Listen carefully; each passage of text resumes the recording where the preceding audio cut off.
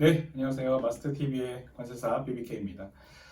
자, 오늘 말씀드릴 주제는 알셉의 효과적인 활용을 위한 핵심 포인트 두 가지에 대해서 말씀을 드려보겠습니다.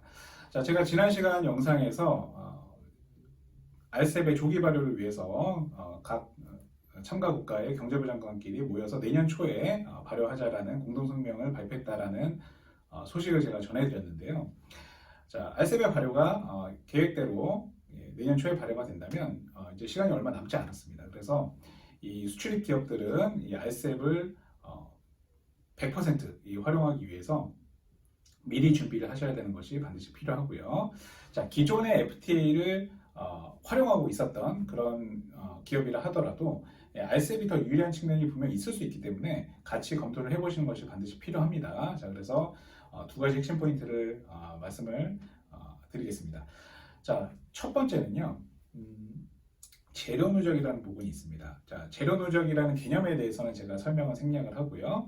자, FTA라고 하는 것은 그 협정 국가끼리는 같은 영내로 본다는 거죠. 자, 그래서 그 같은 협정국 내, 같은 협정국 내의 원재료는 자국의 원재료로 인정을 해준다는 그런 개념입니다. 그렇죠? 그래서 우리가 알셉이 중요한 이유가 뭐냐면 알셉은 협정 국가가 15개잖아요. 그렇죠? 기존의 한 아세안, 한 호주, 한 뉴질랜드, 한 중국 4개의 FTA가 어떻게 보면 하나의 FTA로 합쳐진 겁니다. 거기에 이제 일본까지 포함이 됐죠. 자, 그래서 이 4개의 FTA에 일본까지 더한 15개의 국가를 하나의 FTA로 묶었기 때문에 재료 누적의 가능성이 그만큼 엄청 넓어졌다라는 거예요. 그렇죠? 자, 그래서 예를 들어 보면 기존에 중국산 원재료를 수입해서 한국에서 제조 가공을 해서 완제품을 만들어서 호주로 수출하는 그런 수출 기업이 있었다고 가정을 하겠습니다.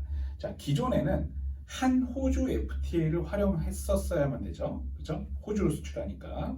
그런데 한 호주 FTA 원산지 결정 기준에 따르면 한국산 제품이 될 수가 없었던 거예요. 역외산 원재료, 중국산 원재료, 그렇죠? 역외산 원재료를 사용했기 때문에 한국산 판정이 불가능했다라고 가정을 해볼게요. 자, 알셉에서는요, 한국산 판정이 가능해질 수도 있습니다. 왜냐하면 중국산 원재료도 한국산 원재료가 될 수 있잖아요. 그렇죠? 중국도 호주도 전부 같은 영내이기 때문에 중국산 원재료를 사용해서 완제품을 만들어도 이 제품이 수출하는 제품이 한국산 판정의 가능성이 높아졌다는 거죠. 그렇죠? 물론 조건은 있습니다.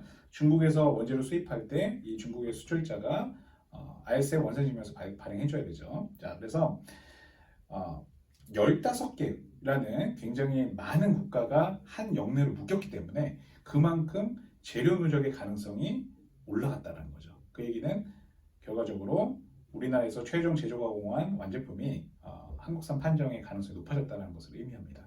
자, 그래서 재료 누적 부분을 첫 번째로 제가 말씀을 드리고요. 자, 두 번째 부분은 원산지 결정 기준. 이 원산지 결정 기준이 기존에 비해서 완화된 품목이 존재한다는 것입니다. 자, 뿐만 아니라 원산지 결정 기준이 하나로 통일되기도 한 거죠.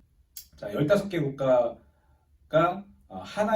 하나의 원산지 결정 기준을 사용하다 보니까 원산지 판정할 때 조금 더 심플해졌다는 거죠. 그죠? 그래서 기존에는 각기 다른 4개 FTA가 하나의 품목에 대해서 다 원산지 결정 기준을 다르게 규정하고 있었잖아요. 그런데 알셉에서는 한 품목에 하나의 원산지 결정 기준을 규정하고 있기 때문에 원산지 판정도 조금 더 심플해진 측면이 있고, 자, 그거보다 더 중요한 것은 원산지 결정 기준이 완화된 품목이 존재합니다. 아주 중요한 거죠, 그죠? 원산지 결정 기준이 완화됐다는 얘기는 기존에는 원산지 판정이 안 됐었어요. 한국에서 원산지 판정이 안 됐었는데 알셉을 적용하면 한국산 판정이 가능해질 수도 있다는 얘기입니다.